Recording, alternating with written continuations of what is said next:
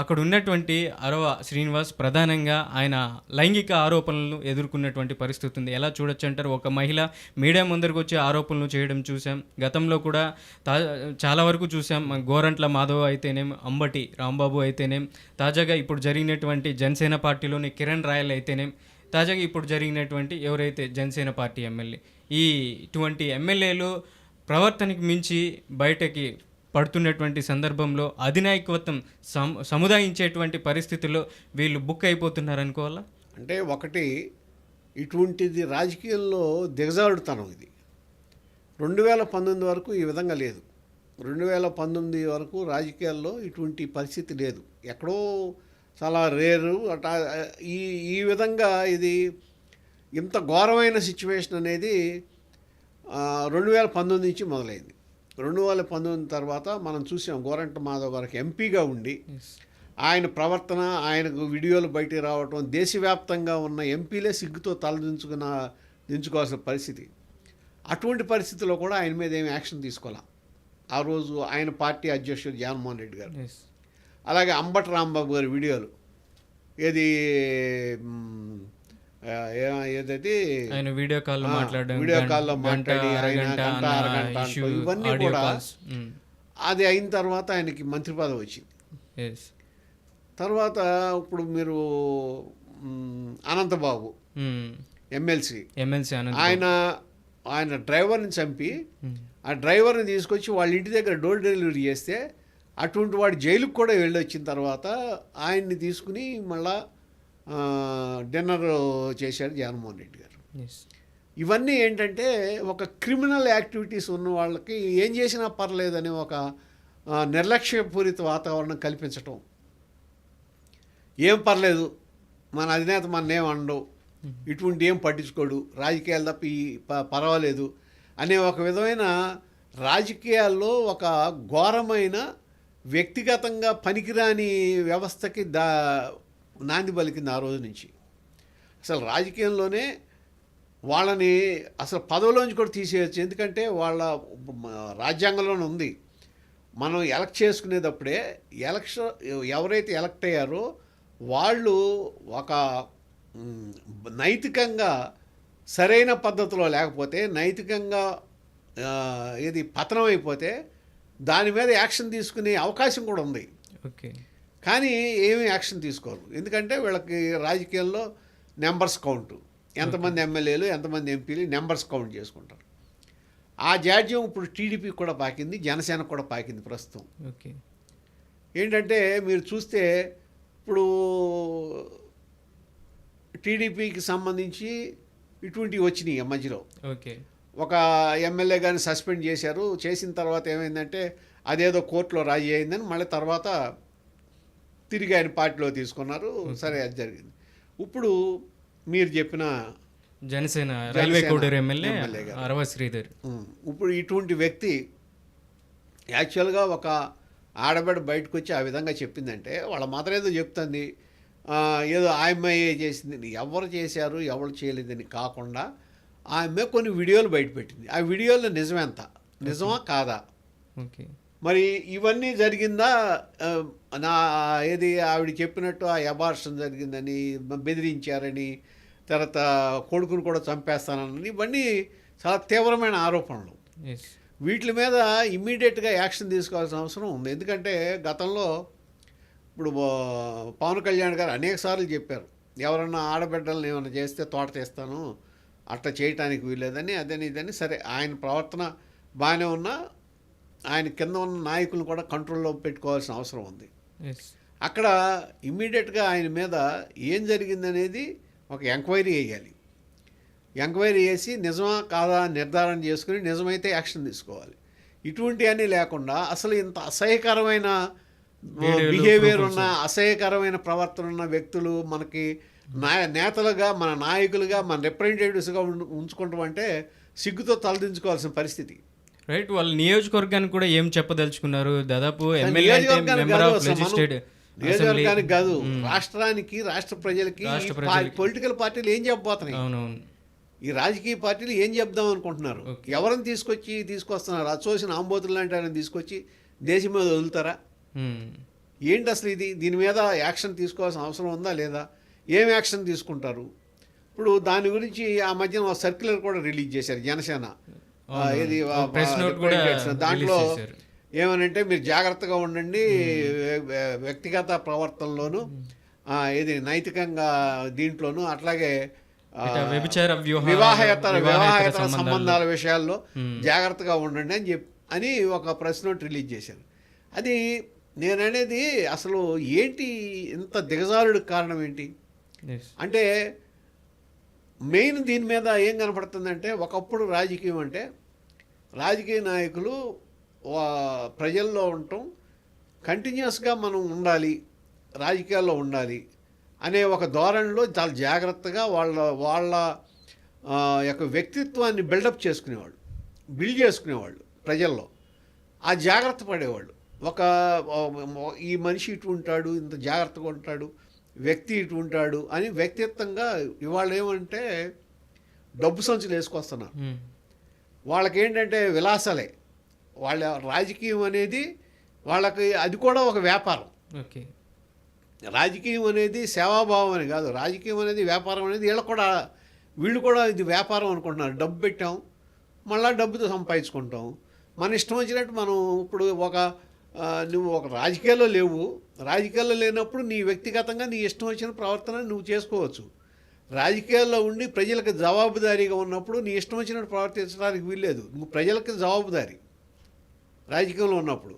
అది మర్చిపోతున్నారు వాళ్ళు. ఏంటంటే నా వ్యక్తిగతం, నా డబ్బులు, నేను నా ఇష్టం వచ్చినట్టు చేసుకోవచ్చు అనే ఒక భ్రమలో ఉన్నారు తప్ప, మీరు ప్రజలకి జవాబుదారీ అనే దాంట్లో అకౌంటబిలిటీ ఉంది ప్రజలకు అనేది మర్చిపోతున్నారు. ఆ మర్చిపోవటం వలన ఇటువంటివన్నీ జరుగుతున్నాయి. అయితే దీంట్లో తప్పెవరిది అంటే, అటువంటి వాళ్ళని సెలెక్ట్ చేసి రాజకీయంలో కాస్త ఉండి, ప్రజల్లో ఉండి, ప్రజలకి భయపడి, ప్రజలకి జవాబుదారీగా ఉండే వ్యక్తులు కాకుండా, ఏదో డబ్బు మూటలు వేసుకొచ్చి ఎక్కడి నుంచో దిగుమతి అయిపోయిన పారాషూట్ బ్యాచ్ అందరికీ సీట్లు ఇచ్చి, వాళ్ళ నైతికంగా ఎటుంటాడో చూడకుండా, వాళ్ళు డబ్బు ఏ విధంగా సంపాదించారో చూడకుండా, అంటే వాళ్ళు ఏదన్నా మంచి వ్యాపారం చేసి సంపాదించారా, లేకపోతే ఏదన్నా ఉద్యోగం చేసి సంపాదించారా, కష్టపడి సంపాదించారా, లేకపోతే ఎవడన్నా మోసం చేసి సంపాదించారా, ఏదన్నా అక్కడ ఏ విధంగా సంపాదించారు అనేది కూడా చూడకుండా డబ్బు ఒక్కటే ప్రధానంగా చేసి చూసినందువలన వస్తున్న ఇబ్బందులు ఇవన్నీ.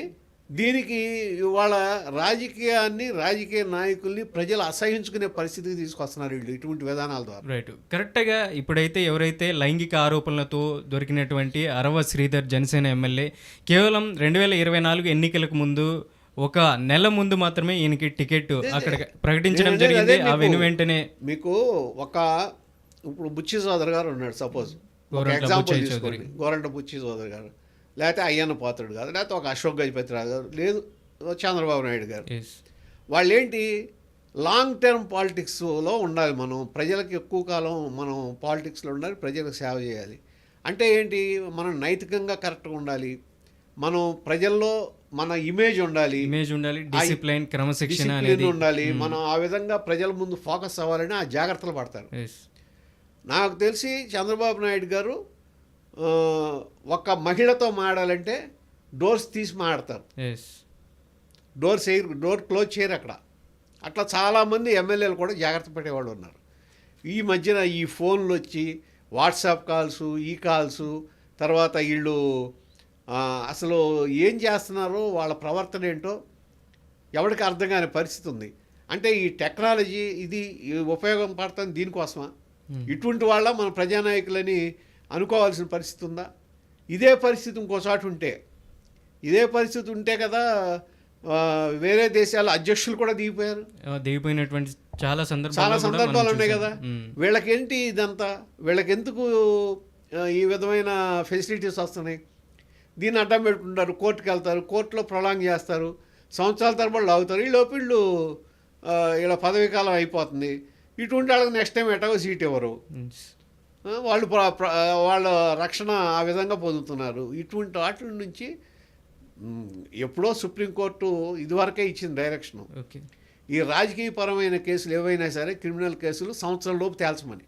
కానీ అది ఎక్కడుందో ఎవడో తెలియట్లా. సంవత్సరాల తరబడి ఇది ప్రొలాంగ్ అవుతున్నాయి. ఇప్పుడు జగన్మోహన్ రెడ్డి గారే తీసుకుంటే ఎప్పుడు ఎన్ని సంవత్సరాలు అయింది ఇంతవరకు ఇది ఈడీ ఆ కేసు ఈడీ కేసు ఫైనల్ అవ్వట్లేదు. అట్టా ఈ విధంగా ఉన్నప్పుడు ఒక ఆయనే కాదు అనేక మంది రాజకీయ నాయకుల మీద ఇట్లాగే ఉన్నాయి కేసులు. కొన్ని వందల కేసులు, వేల కేసులు పెండింగ్ ఉన్నాయి. ఇట్లా అయితే ఏ విధంగా పనిచేస్తుంది ప్రభుత్వం? ఏ విధంగా ప్రజలకు మేలు చేస్తారు వీళ్ళు? మరి జనసేన పార్టీకి సంబంధించినటువంటి ఎమ్మెల్యే లైంగిక ఆరోపణలు అయితే అడ్డంగా బుక్ అయ్యారు. మరి జనసేన పార్టీ అధినాయకుడు ఎటువంటి చర్యలు తీసుకునేటువంటి అవకాశం ఉంది? ప్రధానంగా అందరూ అనుకున్నారు సస్పెండ్ చేస్తారని అనుకున్నారు. తీవ్ర చూస్తే జనసేన పార్టీ నుంచి ఒక ప్రెస్ నోట్ అయితే రిలీజ్ అయింది. ఆయనకి క్రమశిక్షణ చర్యలకు ఆదేశించండి, జరిగినటువంటి లోతైనటువంటి పరిణామాలను గమనించిన తర్వాతనే ఆయన మీద చర్యలు తీసుకోవాలని పార్టీ. అది కరెక్టే, ఎందుకంటే మీరు కమిటీ వేసి దాని మీద ఎంక్వైరీ చేయాలి ఫస్ట్. లేకుండా సస్పెండ్ చేస్తే అతన్ని మీరు తప్పు చేశాడా చేయలేదా అనేది లేకుండానే మీరు దాన్ని నిర్ధారించేసినట్టు అవుతుంది. కాబట్టి కమిటీ వేయాలి. ప్రతిపక్షాలు ఆరోపణ చేస్తున్నాయి. వీడియోలతో సాక్ష్యాధారాలతో అడ్డంగా దొరికిన ఎమ్మెల్యే అనేసి కూడా ప్రధానంగా వైసీపీ ఆరోపిస్తూ వస్తుంది ఒకవైపు. మరి ఇలాంటి ఎమ్మెల్యే మీద సస్పెండ్ చర్యలకి ఇప్పుడు ఇదే మాట్లాడుతున్న వాళ్ళు అంబటి రాంబాబు గారి మీద ఏం యాక్షన్ తీసుకున్నారు, గోరంట్ల మాధవ్ గారి మీద ఏం యాక్షన్ తీసుకున్నారు, అట్లాగే ఈ అనంతబాబు మీద ఏం యాక్షన్ తీసుకున్నారు, అదేవిధంగా ఇంకా 2-3 ఎమ్మెల్యేలు ఉన్నారు. ఏం తీసుకున్నారు వాళ్ళ మీద? ఏం యాక్షన్ తీసుకున్నారు? తీసుకోవాలిగా ఆ రోజునే. మనం ఇతన్నేం సమర్థించట్లా, ఇప్పుడు ప్రస్తుతం చేసిన జనసేన ఎమ్మెల్యే నేను సమర్థించట్లా. కాకపోతే మీరు ఒక విధమైన పద్ధతిని తీసుకొచ్చారు. ఏం చేసినా తప్పించుకోవచ్చు, ఏం పర్లేదు, అచ్చోసిన అంబోతులాగా మనం జనాలను నాయకులను వదిలేసాం అన్న వ్యవహారం అన్న విధానాన్ని మీరు తీసుకొచ్చారు. దానికి మీరు కారణమే, ఇవాళ ఉన్న పార్టీలు కారణమే. కాబట్టి ఇప్పటికైనా సరే పార్టీలే, కాకపోతే నైతిక ప్రవర్తన ఎవరైతే తప్పారో వాళ్ళ మీద చాలా బలంగా యాక్షన్ తీసుకోవాల్సిన అవసరం ఉంది. అది ఒకవేళ ఏ పార్టీ అయినా, జనసేన అయినా, టీడీపీ అయినా, బీజేపీ అయినా, ఇంకో పార్టీ అయినా, ఇది వైసీపీ అయినా తీసుకోండి. మీరు అసలు ఒక నైతిక అసెంబ్లీలో కూడా కూడా నైతిక వీటి మీద కమిటీలు ఉంటాయి. అవి ఏం చేస్తున్నాయి ఎవడో తెలియదు అసలు. ఇప్పుడు లెజిస్లేచర్ కమిటీస్ ఉంటాయి నైతికత మీద. అసలు ఏం చేస్తున్నాయి అవి? ఏమి యాక్షన్ తీసుకుంటున్నాయి? ఎవరిని సమన్ చేస్తున్నాయి? ఎవరిని అడుగుతున్నారు? ఇట్లా ఈ విధంగా బెదిరింపులు, లేకపోతే ఈ విధంగా ఇదైతే గోండాలకిను లేకపోతే రౌడీ షీటర్లకి వీళ్ళేం తక్కువ? అటువంటిప్పుడు వీళ్ళు పరిపాలన చేయడానికి ఎలా పనికి వస్తారు? రైట్. మనం తాజాగా కూడా చూసాం అసెంబ్లీ సమావేశాలకు ముందు గతంలో చంద్రబాబు నాయుడు కూడా ఎమ్మెల్యేలతో లెజిస్లేటివ్ అసెంబ్లీ సమావేశం ఏర్పాటు చేశారు. ఆ సమావేశంలో కూడా కీలకమైనటువంటి డెసిజన్స్ ఇచ్చారు. ఏదైతే మీరు చాలా వరకు తొలిసారి గెలిచినటువంటి ఎమ్మెల్యేలు మీరు క్రమశిక్షణ అలవర్చుకోవాల్సినటువంటి పరిస్థితి ఉంది, మీరు ఏవైనా నేర్చుకోవాలని అనుకుంటే ఈ ఎమ్మెల్యే క్లాసెస్ కూడా నిర్వహించారు ఆ మధ్యకాలంలో.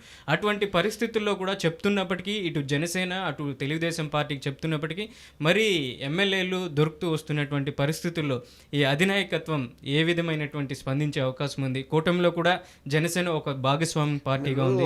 ఒకటండి, మీరు ఇన్ని అడుగుతున్నారు. మామూలుగా ఏంటంటే మీరు సెలెక్ట్ చేసేటప్పుడే, అంటే వాళ్ళని ఆ పదవి కోసం సెలెక్ట్ చేసేదంటే క్యాండిడేట్ కింద, ఎమ్మెల్యే క్యాండిడేట్ కింద సెలెక్ట్ చేసేటప్పుడు అప్పుడు తీసుకోవాల్సిన చర్యలని తీసుకుంటే మీరు మామూలుగా సామెత ఉంది, ఏ విత్తి వేస్తే ఆ పండే వస్తుందని. మీరు వేసిన విత్తి ఎటువంటిది? వాడు వెధవల్ని తీసుకొచ్చి పెట్టారనుకోండి, వాడి ప్రవర్తన అదే విధంగా ఉంటుంది, ఇంకా వేరే విధంగా ఉండదు. అంటే మీరు సెలక్షన్లోనే తప్పు చేసినప్పుడు ఆ బాధ్యత కూడా పార్టీదే. మీరు తప్పు సెలక్షన్ చేశారు, వ్యక్తిత్వానికిను లేకపోతే ప్రజల కోసం పాటుపడేదానికిను విలువ ఇవ్వకుండా డబ్బుకి విలువ ఇచ్చారు. ఆ డబ్బుకి విలువ ఇచ్చిన దాని ప్రభావం ఇవాళ కనపడుతుంది. మీరు అక్కడ ఫెయిల్ అయినప్పుడు ఇక్కడ ఇటు ఫెయిల్ అవుతున్నారు. మీరు చెప్తున్న దాంట్లో వాస్తవాలు కూడా ఉన్నాయి. ఇప్పుడు దొరికినటువంటి ఎవరైతే జనసేన ఎమ్మెల్యే అరవ శ్రీధర్, ఆ ప్లేస్ జనసేనకి భర్తీ అయినటువంటి ప్లేస్ అది.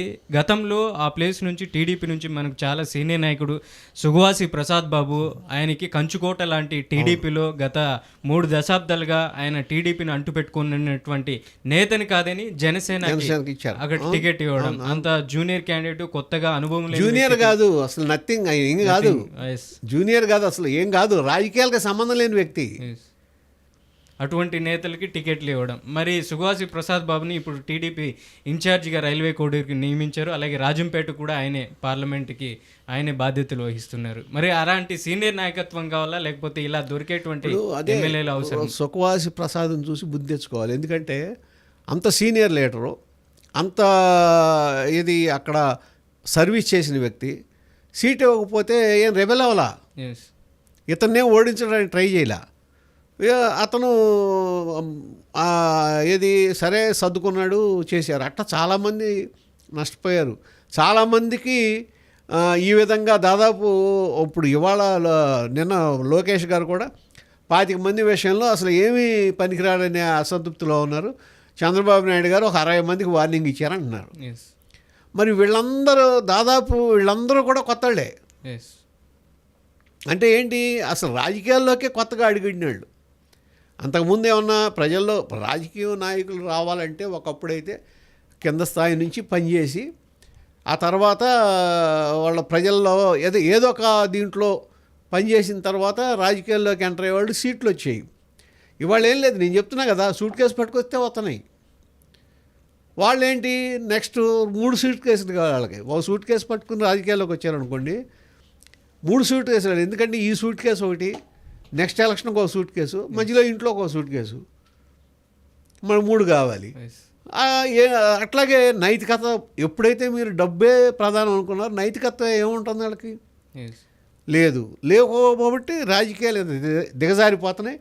ఇటువంటి అధమ స్థాయిలో ఉన్న వ్యక్తుల్ని మనం ప్రజాప్రతినిధిగా చూడాల్సి వస్తుంది. మరి ఇటువంటి ఎమ్మెల్యేలు అలాగే చేసేటువంటి ఎమ్మెల్సీలు చేసేటువంటి పనికి అధినాయకత్వం మీద కూడా మచ్చపడేటువంటి పరిస్థితి అయితే ఈ రోజుల్లో నెలకొంటుంది. మరి ప్రతిపక్షాలు కూడా పెద్ద ఎత్తున జనసేన పార్టీ కూటమిలో భాగస్వామ్యంగా ఉందని తెలుగుదేశం మీద కూడా ఆరోపణలు చేస్తూ వస్తున్నాయి. ఇట్లాంటి పరిస్థితుల్లో అధినాయకత్వం వీలైనంత త్వరగా క్రమశిక్షణ చర్యలకు ఆదేశించి సస్పెండ్గా చర్యలు తీసుకోవాలి, లేకపోతే ఆ లోటుపాట్లను గుర్తించి ఏ విధమైనటువంటి చర్యలు తీసుకుంటే బాగుంటుందంటారు? ఇమ్మీడియట్గా యాక్షన్ తీసుకోవాలి వాళ్ళ మీద. ఒకళ్ళిద్దరి మీద గట్టి చర్యలు తీసుకుంటే మిగిలిన వాళ్ళు జాగ్రత్త పడతారు. ఎందుకంటే మీరు ఎప్పుడైతే చర్య తీసుకోలేదో దానికి కారణమే నేను ఇందాక నుంచి చెప్తున్నా కదా మీకు, 2019 నుంచి 24 వరకు జరిగిన వాటిని నెగ్లెక్ట్ చేసి ఏం పర్లేదు అనుకోబట్టి దాన్ని లీడ్గా తీసుకుని వీళ్ళు కూడా అదే పని చేస్తున్నారు. ఇదివరకు ఎప్పుడు లేదు. ఒక చిన్న రైల్వే యాక్సిడెంట్ జరిగితే అది సంబంధం లేకపోయినా ఆ రోజున లాల్ బహదూర్ శాస్త్రి గారు రిజైన్ ఇచ్చాడు. ఈ బస్సులు నేషనలైజేషన్ గురించి వీటి గురించి ఒక చిన్న ఇష్యూ వస్తే నీలం సంజయ్ రెడ్డి గారు ముఖ్యమంత్రి రిజైన్ చేశాడు. అట్లా చూసుకుంటే చాలా ఇన్సిడెంట్స్ ఉన్నాయి. ఇటువంటి విషయాలు ఏదన్నా వస్తే రిజైన్ చేసిన వాళ్ళు ఇవాళ అసలు రిజిగ్నేషన్ లేదు. అసలు ఏంటంటే తోలుమందం అయిపోయారు. ఏం పర్లేదు, ఏం పడినా సరే మెదలకుండా ఇంట్లో కూర్చోటమే. ఎందుకంటే వీళ్ళ ప్రజలతో సంబంధం ఉండదు కదా. అయిపోయాం, 5 సంవత్సరాలు మనదే, మన రాజ్యం, మన ఇష్టం వచ్చినట్టు ఏలుకుందాం, ఇట్లా వచ్చారు తప్ప మరి ఇటువంటి వాళ్ళ మీద యాక్షన్ తీసుకోవాల్సిన అవసరం అధినాయకత్వానికి ఉంటుంది. తీసుకోకపోతే వాళ్ళే కారకులు అవుతారు. రైట్. నెక్స్ట్ భారతదేశ రాజకీయాలని నిశ్చితంగా పరిశీలిస్తే ప్రధానంగా ఏదైతే మన భారతదేశంలో ఒప్పందాలకు సంబంధించినటువంటి ప్రధాని మోదీ కూడా EU అధ్యక్షురాలు మన దేశానికి విచ్చేసినప్పుడు అతిపెద్ద వాణిజ్య ఒప్పందానికి శ్రీకారం చుట్టారు. జనవరి 27వ తారీఖుని యూరోపియన్ దేశాలలో 27 దేశాలతో జనవరి 27వ తారీఖుని ఒప్పందం కుదుర్చుకోవడం శుభ పరిణామం అనుకోవచ్చా? డెఫినెట్గా. ఎందుకంటే ఇప్పుడు మనం చూసాం, అమెరికా అధ్యక్షుడు డొనాల్డ్ ట్రంప్ ఆయన విధానం ఎట్లుందంటే మైట్ ఈజ్ రైట్ అన్నట్టుగా ఉంది. అంటే ఏంటి, వాళ్ళు ఏంటంటే ఉక్రెయిన్ మీద వార్ జరుగుతుంది, రష్యా నుంచి ఇండియా ఆయిల్ ఇంపోర్ట్ చేసుకుంటుంది, దాని మూలాన మనం ఇచ్చిన డబ్బులతో రష్యా ఉక్రెయిన్ మీద వారు చేస్తుందని చెప్పి ఒక వింత వాదన తీసుకొచ్చారు. అదే సమయంలో మనకన్నా ఎక్కువ కొంటున్న చైనా మీద ఆ వాదన లేదు. ఏది రష్యా నుంచి మనకన్నా ఎక్కువ చమురు కొంటున్న చైనా మీద ఆ వాదన లేదు. అట్లాగే మన దగ్గర నుంచి ఈ ఆయిల్ యూరోపియన్ యూనియన్ కంట్రీస్ కొంటున్నాయి, దాని మీద ఏం వాదన లేదు. అట్లాగే యూరోపియన్ యూనియన్ వాళ్ళకి కావాల్సిన ఈ సిఎన్జి రష్యా నుంచి డైరెక్ట్గా తీసుకుంటున్నాయి, వాళ్ళ మీద లేదు. కాబట్టి మనకి ఇండియా మీద మేము వేస్తున్నాం టారిఫ్ 50%, 25%, లేదా ఇదేంటంటే బెదిరింపు ధోరణి. ఒక విధంగా చూస్తే అమెరికాకి మనకి మధ్యలో ట్రేడ్ అగ్రిమెంట్కి కుదిరింది, ఆల్మోస్ట్ కుదిరిందని ఆపడానికి కారణం ఏంటంటే వాళ్ళకి కావాల్సింది వాళ్ళ ఉత్పత్తులు, వ్యవసాయ ఉత్పత్తులు, డైరీ ఉత్పత్తులు ఇండియాలో వాళ్ళు డంప్ చేయడానికి కోరుకుంటున్నారు. ఎవరు? ట్రంప్ వాళ్ళ ప్రభుత్వం. దాన్ని మన ప్రభుత్వం ఎట్టి పరిస్థితుల్లో కుదరదని ఒప్పుకోవాలి. ఏంటంటే డైరీ ప్రొడక్ట్స్ ఒప్పుకోం. కారణం ఏంటంటే డైరీ ప్రొడక్ట్స్లో అక్కడ ఉన్న డైరీ ప్రొడక్ట్స్లో నాన్ వెజిటేరియన్ కాంటెంట్ ఉంటుంది వాళ్ళకి పెట్టే ఆహారం వలన. కాబట్టి అది ఇండియాలో కుదరదు. సో దానికి ఒకటి ఒప్పుకోవాలా. ఆ తర్వాత మొక్కజొన్న దిగుమతులు ఒప్పుకోవాలా. మొక్కజొన్న దిగుమతులు ఒప్పుకోనందువలన ట్రంప్కి ఇంత ఇబ్బంది వచ్చింది. ఎందుకంటే ఆయన దాదాపు 6 స్టేట్లకి హామీ ఇచ్చాడు, నేను మొక్కజొన్నని ఇండియాకి ఫ్రీ ట్రేడ్గా పంపిస్తాను ఎన్నికల ముందు అని ఒప్పందం చేశాడు. అది ఒప్పుకోలే. అది ఇప్పుడు ఏంటంటే వాళ్ళ మొక్కజొన్న వాళ్ళు నష్టపోతున్నారు. రైతులు ఏంటంటే అన్రెస్ట్గా ఉంది. వాళ్ళని చేయటం కోసం ఇండియాకి పంపిస్తూ ఉన్నారు. ఇండియాలో మనకి 25 రూపాయలు పడుతుంది కేజీ. వాళ్ళకి అక్కడ అమెరికాలో ఇచ్చే వాళ్ళు సబ్సిడీలు అవన్నీ ఇస్తే 15 రూపాయలు పడుతుంది. అది పైగా అదేంటి మన అది గనక మనకి దిగుమతి అయితే మన రైతులు ఏమైపోవాలి? డైరీ ప్రోడక్ట్స్ కూడా అంతే. అంటే మనకి వ్యవసాయం మీద ఆధారపడి 60% మన భారతదేశంలో ప్రజలు ఉంటే దాన్ని తీసుకురావడానికి ఎట్టి పరిస్థితులను కుదరదని ఒప్పుకోనందువలన మీరు ట్రంప్ స్టేట్మెంట్స్లో కూడా చూసి ఉంటారు. ఒక మొక్కజొన్న కూడా కొనరు, ఒక ఇది కూడా కొనరు. అంటే ఏంటంటే ఆయనకున్న ఇదంతా ఏంటంటే ఉక్రోషం అంతా వాళ్ళ ఉత్పత్తులను కొనట్లేదు, అంతేగాని రష్యా నుంచి కొన్నామని కాదు. దీనికి ఆ వంక పెట్టి మన మీద ఇచ్చేశారు. కాబట్టి అప్పుడు ఏం చేయాలి? మనకున్న వేరే మార్గాలను ఎదుర్కోవాల్సిన అవసరం ఉంది, వెతుక్కోవాలి. అట్లాగే ఎప్పుడైతే ఇది జరిగిందో మన ఉత్పత్తులు ఏదంటే ఈ మెరైన్ ఉత్పత్తులు ఉన్నాయి. దాదాపు మనకి చైనా, రష్యా, అట్లాగే యూరోప్ కంట్రీస్ దాన్ని అమెరికా వెళ్ళే వాటిని వాళ్ళు ఇది చేసినా సరే మిగిలిన చోటకి డైవర్ట్ చేసే అవకాశాలు ఉండటం వలన చేసి మన రైతులకి మేలు జరిగింది. ఓకే, ఏమీ మనకు ఉత్పత్తులు ఏం తగ్గ. ఎట్ ది సేమ్ టైం అమెరికాలో కూడా ఉత్పత్తులు అమ్ముడైనవి. ఎందుకంటే వాళ్ళకి ఇంకో మార్గం లేదు. ఈ పరిస్థితి వచ్చిన తర్వాత మనకి నెక్స్ట్ మనం ఒక వాణిజ్య మార్గం ఎదుర్కోవాల్సిన అవసరం ఉంది. దాంట్లో ఏంటంటే దాదాపు 20 ఏళ్ళ నుంచి యూరోపియన్ యూనియన్తో మనకి చర్చలు సాగుతున్నాయి ఫ్రీ ట్రేడ్ అగ్రిమెంట్ కోసం. అది ఎప్పుడైతే ఈ ట్రంప్ ఈ విధంగా 2005లో మన మీద టారిఫ్ వార్ మొదలెట్టాడో వెంటనే ఈ పీయూష్ గోయల్ గారు, అంటే మన వాణిజ్య శాఖ మంత్రి, యూయూతో చర్చలు మొదలెట్టి దాదాపు 10 సార్లు ఎన్నిసార్లు ఆయన చర్చించారు. వాళ్ళకి సంబంధించిన ఇది కూడా వచ్చింది, వాళ్ళ కమిటీస్ కూడా. అట్లాగా ఈ చర్చలు సాగి ఒక ఫైనల్ డీల్కి వచ్చారు. ఏమంటే దీని మూలాన ఏంటి మనకు లాభం అంటే దాదాపు 200 కోట్ల మంది, అంటే 2 బిలియన్ ప్రజలు యూరోపియన్ యూనియన్, ఇండియా కలిస్తే. అట్లాగే ప్రపంచంలో ఉన్న జీడిపిలో దాదాపు 25% జీడిపి ఈ రెండు దేశాలు, అంటే యూరోపియన్ యూనియన్లో 27 దేశాలు, భారతదేశం కలిస్తే అంత పెద్ద వాణిజ్య ఒప్పందం జరుగుతుంది. ప్రపంచంలోనే మూడో వంతు. యూరోపియన్ యూనియన్ మొత్తం కలిపితే 27 దేశాలది కలిపి ప్రపంచంలో రెండవ అతిపెద్ద ఆర్థిక వ్యవస్థ అది. ఆర్థిక వ్యవస్థ. మనది ఇండియా అనే ఈ భారతదేశం ప్రపంచంలో 4వ అతిపెద్ద ఆర్థిక వ్యవస్థ. ఓకే. అంటే 2వ పెద్ద ఆర్థిక వ్యవస్థ, 4వ పెద్ద ఆర్థిక వ్యవస్థ కలిపి ఈ రెండు ఫ్రీ ట్రేడ్ డీల్. అంటే అందుకనే ఇప్పుడు దీన్ని మదర్ ఆఫ్ ఆల్ డీల్స్ అంటున్నారు. ఓకే. ఇది భారత్కి యూరోపియన్ యూనియన్ మధ్యలో స్వేచ్ఛా వాణిజ్య ఒప్పందం అనే దానికి ఒప్పందం కుదిరింది. అయితే ఏంటంటే కుదిరినా కానీ ఇంకా దాని మీద ఎక్కడెక్కడ అంటే లీగల్ కాంప్లికేషన్స్ ఏమైనా ఉన్నాయా, లేకపోతే ఎక్కడ దేనికి అనేది ఇంకా మైన్యూట్ డీటెయిల్స్లోకి వెళ్ళటం. తర్వాత ఒప్పందంలో ఉన్న దాదాపు 1000 పేజీలు ఉంటాయి, 2000 పేజీలు, 2500 పేజెస్ ఉంటాయి. వాటిలన్నింటినీ కూడా వాళ్ళు యూరోపియన్ యూనియన్కి సంబంధించిన experts, legal and trade experts, మనకు ఏదంటే ట్రేడ్ ఒప్పందం అయితే జరిగింది. ఈ మిగిలిన వాటిలన్నీ భారతదేశంలో కూడా ఈ లీగల్ ఆప్షన్స్ అన్నీ చూసుకుని మొత్తం సరి చేసుకుంటానికి ఒక 5-6 నెలలు పట్టచ్చు. అయితే పీయూష్ గోయల్ గారు ఏమంటున్నారంటే ఈ ఆర్థిక సంవత్సరంలోనే మొత్తం ఇది ఈ ఒప్పందం ఫైనలైజ్ అయిపోతుంది అనేది ఒకటి. ఇదంతా అయిన తర్వాత దీన్ని యూరోపియన్ పార్లమెంట్లో పెట్టాలి. యూరోపియన్ పార్లమెంట్లో పెట్టి యూరోపియన్ పార్లమెంట్ ఆమోదించాలి. అయితే ఏంటంటే దాదాపు అన్ని దేశాలు అంగీకరించినాయి కాబట్టి, అంగీకరించిన తర్వాతే ట్రేడ్ డీల్ కుదిరింది కాబట్టి పెద్దగా దానికి ఇబ్బంది రాకపోవచ్చు. ఎందుకంటే యూరోపియన్ పార్లమెంట్ అనేది చాలా పవర్ఫుల్. ఇది ఈయూలో ఎందుకంటే ఇప్పుడు అమెరికాకి సంబంధించి కూడా అమెరికాకి ఈయూకి మధ్యలో కూడా ఒక డీల్ కుదిరింది.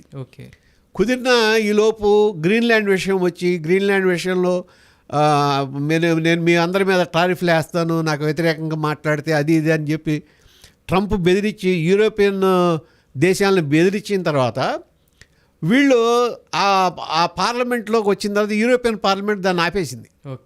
ఆ ఒప్పందాన్ని యాక్సెప్ట్ చేయలే. కాకపోతే ఆ ఇబ్బంది మనకు రాదు, మనకి యాక్సెప్ట్ అయిపోతుంది. కాకపోతే అది వచ్చిన తర్వాత మనకి చాలా బాగుంటుంది అనేది అందరి అభిప్రాయం. అయితే ఇక్కడ దీంట్లో ఏమేంటి ముఖ్యమైనవి అంటే, ఒకటి మన వ్యవసాయ రంగానికి సంబంధించి సెక్యూరిటీస్ అనే వ్యవసాయ రంగానికి సంబంధించిన దాన్ని బయట పెట్టేశారు. అంటే ట్రేడ్ నుంచి బయట ఉంది.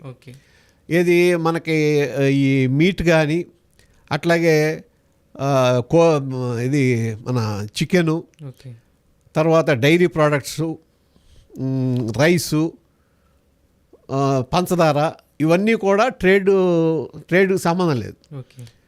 అయితే మనకి ఇవన్నీ మనకు పర్లేదు, కానీ పప్పు దినుసులు అనేది, పప్పు ధాన్యాలు అనేది మన షార్టేజ్. ఇది మనం ఆల్రెడీ దిగుమతి చేసుకుంటున్నాం బయట నుంచి. ఎక్కడి నుంచి అంటే ఈ ఆఫ్రికన్ కంట్రీస్ నుంచి, మడగాస్కర్, తర్వాత అట్లాగే ఈవెన్ యుక్రెయిన్ నుంచి కూడా మనం దిగుమతి చేసుకుంటున్నాం. అయితే ఇప్పుడు యూరోపియన్ యూనియన్ నుంచి కూడా మనం దిగుమతి చేసుకునే అవకాశం ఉంది దాని వరకు. అట్లా ఏంటంటే కొన్ని మనకి దాదాపు 97% రెండు ఉభయ ఏది యూరోపియన్ యూనియన్కి మనకు కూడా మనం ఎగుమతి చేసే వాటి మీద సుంకాలు జీరోకి వచ్చేస్తాయి. ఆల్మోస్ట్ ఏముండదు. నెక్స్ట్ ఫైనల్గా ఒక క్వశ్చన్ సార్. యూరోపియన్ ప్రెసిడెంట్ ఎవరైతే ఆంటోనియో కోస్టాను లిస్బన్ గాంధీగా ప్రధాని మోదీ అభివర్ణించడం కూడా ఎలా చూడొచ్చు అంటారు ఈ వాణిజ్య ఒప్పందాలు కుదుర్చుకున్నటువంటి సమయంలో?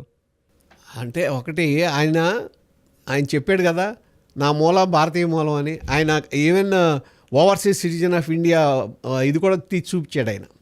ఎందుకంటే గోవాలో పుట్టాడు, గోవాలో పెరిగాడు. ఆయన 16 ఏళ్ళు ఉన్నప్పుడు గోవా నుంచి గోవా విమోచనప్పుడు వాళ్ళ ఫాదర్ ఆయన తీసుకెళ్ళిపోయాడు అక్కడికి. సో కొంతది ఏది గోవా ఇన్ఫ్లుయెన్స్ ఆయన మీద ఉండి ఉంటుంది.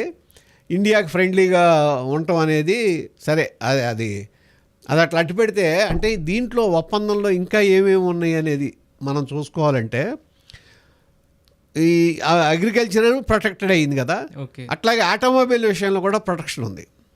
ఆటోమొబైల్ విషయంలో ఇప్పుడు వరకు లగ్జరీ కార్స్కి వచ్చేటప్పటికి వాటి మీద ఇప్పుడు 110% ఉంది. అది తగ్గించాలి. 110% నుంచి దాదాపు 10%కి తీసుకురావాలనేది ఇంకో ఆలోచన. అయితే అట్ ది సేమ్ టైం 5 నుంచి 15 లక్షల రూపాయలు ఉన్న కార్లు ఉన్నాయి కదా, ఓకే, ఆ కార్లు మనకి ఇంపోర్ట్ చేయడానికి మనకి ఎగుమతి చేయడానికి వీలేదు వాళ్ళు. అంటే ఇండియన్ కార్ ఇండస్ట్రీని ప్రొటెక్ట్ చేశారు. ఓకే, ఎందుకంటే మనకు ఎక్కువ అమ్ముడయ్యే అయ్యే ఆ 15 లక్షలు 16 లక్షల లోపు కార్లే ఎక్కువ అమ్ముడవుతాయి, దాన్ని ప్రొటెక్ట్ చేశారు. అట్లాగే ఈ కారు దిగుమతులు కూడా 2.5 లక్షలకి అక్కడ సీలింగ్ ఇచ్చారు. Okay, at the same time ఇప్పుడు చైనా ఏం చేస్తుందంటే వాళ్ళ కార్లు యూరోప్లో తీసుకెళ్ళిపోయి అక్కడ అసెంబ్లీ చేసిన కార్లని ఇండియాకి ఎగుమతి చేస్తుంది. ఏది ఫారిన్ బ్రాండ్స్. అవును, మీరు Import చూస్తే చేసుకుంటారు. ఎల్జీఐ అన్నీ అంతే, అవునవును, ఆ బ్రాండ్తో ఇక్కడికి పంపిస్తున్నారు. ఇప్పుడు వాటి మీద కూడా కంట్రోల్ పెట్టాలని ఓకే, గవర్నమెంట్ ఆలోచిస్తుంది. ఎందుకంటే ప్యూర్ యూరోపియన్ కార్సే కావాలి, అది దాని మీద కూడా చేస్తున్నారు. అట్లాగే వీటిలన్నింటినీ అలౌ చేయకుండా ఉండటం ఒకటి. రెండోది టెక్స్టైల్ బాగా బెనిఫిట్ అయ్యేది ఏంటంటే టెక్స్టైల్ రంగం. ఇప్పటికి మనకి 12% ఉంది టెక్స్టైల్స్ మీద ఇది సుంకం. అదే బంగ్లాదేశ్ మీద ఏం లేదు, 0%. ఓకే, అందుకని ఏమవుతుందంటే బంగ్లాదేశ్ వాళ్ళతో కంపీట్ చేయాలంటే మనకు కష్టం అవుతుంది. బంగ్లాదేశ్ వాళ్ళు ఎగుమతులు ఫ్రీగా చేయగలరు, మనకేమవుతుందంటే ఆ డ్యూటీ తేడా వస్తుంది. ఇప్పుడు ఏమవుతుంది, అది తగ్గుతుంది. At the same time Bangladesh కూడా ఇప్పుడు వాళ్ళ ఏదైతే టెక్స్టైల్ ఫ్యాక్టరీస్ ఉన్నాయో మొన్న హసీనా ఇష్యూ తర్వాత మనం వాళ్ళకి నూలు సప్లై చేసేది మనమే. ఓకే, బంగ్లాదేశ్కి ఇప్పుడు అది మనం ఆపేసాం. సో వాళ్ళకి రా మెటీరియల్ దొరకని పరిస్థితిలో వాళ్ళు ఇబ్బంది పడుతున్నారు. ఆల్మోస్ట్ అవన్నీ కూడా ఏది ఫ్యాక్టరీస్ అన్నీ కూడా ఫైనాన్షియల్గా ఇబ్బందులు ఎదుర్కొని క్లోజర్ స్టేజ్కి వచ్చేస్తున్నాయి. సో అక్కడ మనకి ఏంటంటే మంచి బెనిఫిట్ వచ్చే అవకాశం ఉంది. అట్లాగే ఇప్పుడు ఈ యూరోపియన్ యూనియన్కి వచ్చేదానికి మనం ఇప్పటికి ఆ మార్కెట్ 24,24,000 కోట్లు ఉంది. ఓకే, మార్కెట్ మనం ఎగుమతి చేస్తుంది ఎంతంటే 66,000 కోట్లు. ఓకే, ఇప్పుడు ఏంటంటే మనకి అవకాశాలు బాగా వస్తాయి. ఆ కంపెనీలు మన ఇండియాలో కూడా భాగస్వామ్యం అయ్యే అవకాశం ఉంది. మన వాళ్ళు వెళ్ళి అక్కడ కంపెనీలతో భాగస్వామ్యం అయ్యే అవకాశం ఉంది. మంచి మార్కెట్ కాబట్టి అక్కడ టెక్స్టైల్లో ఒకటి బాగా వస్తుంది. అట్లాగే లెదర్ ఇండస్ట్రీస్లో కూడా మనకు బాగా బెనిఫిట్ వస్తుంది. ఎందుకంటే ఇప్పుడు ఈ కాన్పూర్లో యూపీలో ఉన్న ఈ కొన్ని క్లస్టర్స్ ఉన్నాయి, లెదర్ క్లస్టర్స్, ఇవన్నీ కూడా బెనిఫిట్ అవుతాయి ఈ ఎక్స్పోర్ట్ చేయటానికి.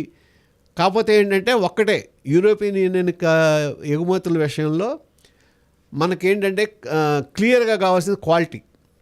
వాళ్ళు క్వాలిటీ కాంప్రమైజ్ అవ్వరు, క్వాలిటీ పర్ఫెక్ట్గా ఉండాలి. ఆ విధంగా మనకి ఇక్కడ బెనిఫిట్ అవుతుంది. అయితే ఇక్కడ ఏంటంటే స్టూడెంట్స్ ఇప్పుడు ఆల్రెడీ 3,90,000 మంది ఉన్నారు యూరోపియన్ యూనియన్లో, ఇండియన్స్. ఇది స్టూడెంట్స్ కానీ లేకపోతే వీళ్ళు కానీ, వాళ్ళకి అలాగే స్కిల్డ్ అన్స్కిల్డ్ వర్కర్స్కి, తర్వాత రీసెర్చర్స్కి, నర్సెస్కి, వీళ్ళందరికి కూడా లీగల్గా వాళ్ళ ఫెసిలిటీస్ ఇస్తామని చెప్పి హామీ ఇస్తున్నారు. ఓకే, అట్లాగే లీగల్ గేట్వే అనేది ఒకటి ఇస్తామంటున్నారు. అంటే ఏంటంటే మనకు అక్కడ వాళ్ళకి ఇచ్చే వేసాల్లో కానీ లేకపోతే అక్కడ ఉన్న దీంట్లో కానీ ప్రొటెక్షన్ ఉందనుకోండి, మన వాళ్ళకి ఈజీగా ఉంటుంది. అప్పుడు మొబిలిటీ కావాలి. ఇప్పుడు దీనికి ఉదాహరణ ఏంటంటే మొన్నే రష్యా కూడా మనతో డీల్ అయింది. ఏమైంది, ఈ ఉక్రెయిన్ వార్ తర్వాత రష్యాలో మీకు బాగా దెబ్బతింది, ఇన్ఫ్రాస్ట్రక్చర్ బాగా దెబ్బతింది. వాళ్ళకు ఇప్పుడు మ్యాన్ పవర్ కావాలి. ఇండియాకి మ్యాన్ పవర్ ఉంది, యూరోప్ కూడా మ్యాన్ పవర్ లేదు. యూరోప్కి లేదు, రష్యాకి లేదు, ఇజ్రాయెల్కి లేదు మ్యాన్ పవర్. ఏది తక్కువ. అప్పుడేమైంది, మన అడిగారు, రష్యా ఏం చేసింది, ఫ్రీగా ఇండియా నుంచి ఈ వర్కర్స్ని తీసుకెళ్తాం, వాళ్ళకి తగిన విధంగా అట్మాస్ఫియర్ కూడా క్రియేట్ చేస్తాం వాళ్ళకి. అంటే చల్లో ఉండటం అది కొద్ది కష్టం కాదు. ఇవన్నీ చేసి మనం ఒప్పందం కుదుర్చుకుంది. ఇజ్రాయెల్ కూడా మొన్న వార్లో వాళ్ళకి ఈ బిల్డింగ్స్ ఇవన్నీ దెబ్బతింటే దానికోసం, లేకపోతే అక్కడున్న ఇది యుద్ధంలో దెబ్బతిన్న వాళ్ళ కోసం, లేకపోతే ఏజ్డ్ పర్సన్స్ కోసం వీళ్ళందరి కోసం కూడా ఇండియన్ నర్సెస్ని అట్లాగే ఇండియన్ వర్కర్స్ని పంపించమని అడిగి తీసుకెళ్లారు. ఎస్. మన వాళ్ళు అక్కడ పనిచేస్తున్నారు ఇప్పుడు. అంటే ఇవాళ ఏంటంటే మానవ శక్తి మనకు పనిచేస్తుంది, మనకు ఉపయోగపడుతుంది.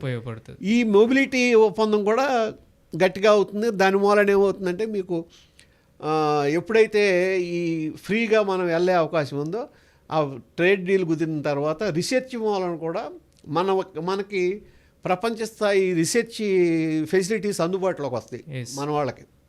దాని మూలన కూడా మీకు ఎంతో అభివృద్ధి జరిగే అవకాశం ఉంటుంది. ఇట్లా చాలా విషయాల్లో మనకి ఆ EU మూలన ఒప్పందం వలన అవకాశం ఉంటుంది.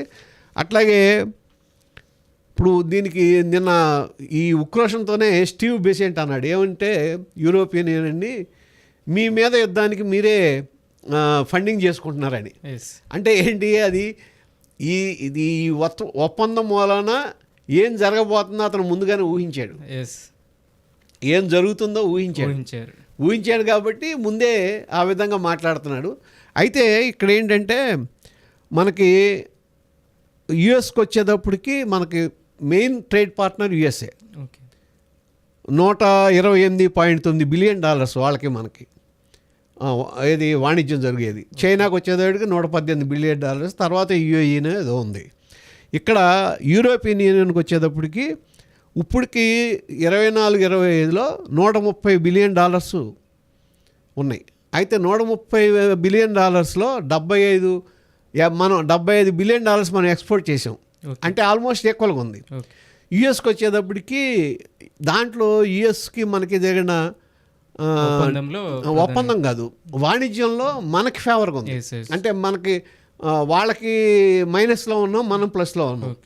ఇప్పుడు ఏంటంటే ఈ డీల్ కుదిరితే యూరోపియన్ యూనియన్తో 26-27 సంవత్సరాల దీనికి వచ్చేటప్పటికి $300 బిలియన్, 300 కోట్ల బిలియన్ $300 బిలియన్ ఒప్పందం జరుగుతుంది. అంటే ఆల్మోస్ట్ డబల్ పైన.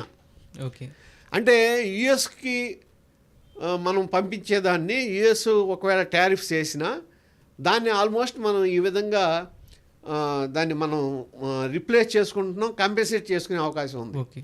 రైట్. శివరాం ప్రసాద్ గారు, ఇవాళ డిబేట్లోకి వచ్చి మీరు ప్రధానంగా జనసేన పార్టీకి సంబంధించినటువంటి క్రమశిక్షణ మీద, అలాగే ఏదైతే లైంగిక ఆరోపణలు ఎదుర్కొన్నటువంటి అంశాల మీద, అలాగే ఏదైతే శరద్ పవార్ సంబంధించినటువంటి సోదరుడు అజిత్ పవార్ మృతి చెందడం విమాన ప్రమాదంలో, అదే వాణిజ్య ఒప్పందాలపై మీరు అందించినటువంటి విశ్లేషణ, థ్యాంక్ యూ సో మచ్, ధన్యవాదాలు.